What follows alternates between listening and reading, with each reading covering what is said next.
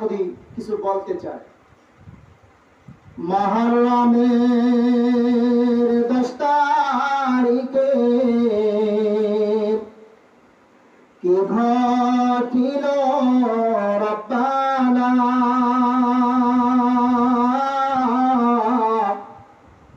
কলিজা ফাটিয়া যায় যে বলিতে সেই ঘটনা, কলিজা ফাটিয়া যায় যে বলিতে সেই ঘটনা।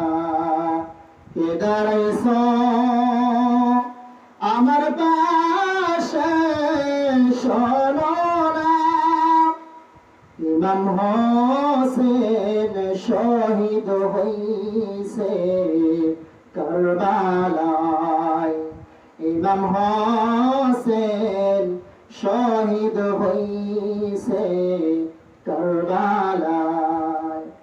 এই যে বললাম, এটা কোনো কবির লেখা না, এটা কোনো কবির রচিত কোনো লেখা না, এটা ওই ফোরাত নদী এগুলো বলতে চায়। আল্লাহর ওলির ওখানে গেলে মনে হয় ফোরাত নদী আমাদের দিকে তাকায় এইগুলো বলে। এগুলো কোনো কবির লেখা না, কোনো বই পুস্তকে এগুলো খুঁজে পাবেন না। এগুলো আল্লাহর ওলিরা ওই জায়গায় গেলে ওই জায়গার ফোরাত নদী বলতে চায় যে মুহররমের 10 তারিখে কি করিল রব্বানা, কলিজা ফাটিয়া যায় বলিতে সেই ঘটনা। কে দাঁড়াইছে আমার পাশে শোনো না, ইমাম হোসেন শহীদ হইছে এই জায়গায়। এটা কোনো কবির লেখা, কোনো কবিতা নয়, ওই ফোরাত নদীর নিজের ভাষা। বিশ্বাস হয় আপনাদের? এটা কবি নজরুল লেখে নাই, রবীন্দ্রনাথ ঠাকুর লেখে নাই, আমি মাসুম বলে বানাই নাই। ওই ফোরাত নদীর মুখের ভাষা। ফোরাত নদীও কথা বলে। কি বলে? বলে কথা বলে। তাদেরও জবান আছে, তাদের জবান থেকে তারা এগুলো বলতে চায় যে মুহররমের 10 তারিখে এই জায়গা কি হলো, কি ঘটলো, নির্মম পরিণতি ঘটলো। আমি ফোরাত নদী, আমার পানি নবীর বংশ পান করতে পারলো না, পানি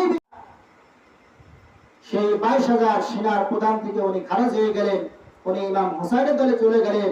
তখন সীমার এই 22,000 সেনাবাহিনীকে তিনি নেতৃত্ব দিলেন আর বললেন, এই দেখো গভর্নর চিঠি লাগছে ইমাম হুসাইনকে হত্যা করার জন্য।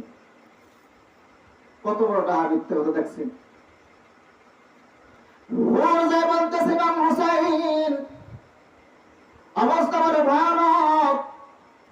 ইরাকের গভর্নর আব্দুল্লাহ বিন জিয়াদ আপনাকে হত্যা করার আদেশ দিয়ে ফেলাইছে। এজিদ সমস্ত সেনাদেরকে খেপায় ফেলাইছে। কিছুক্ষণের মধ্যে আপনার উপরে হামলা শুরু হয়ে যাবে।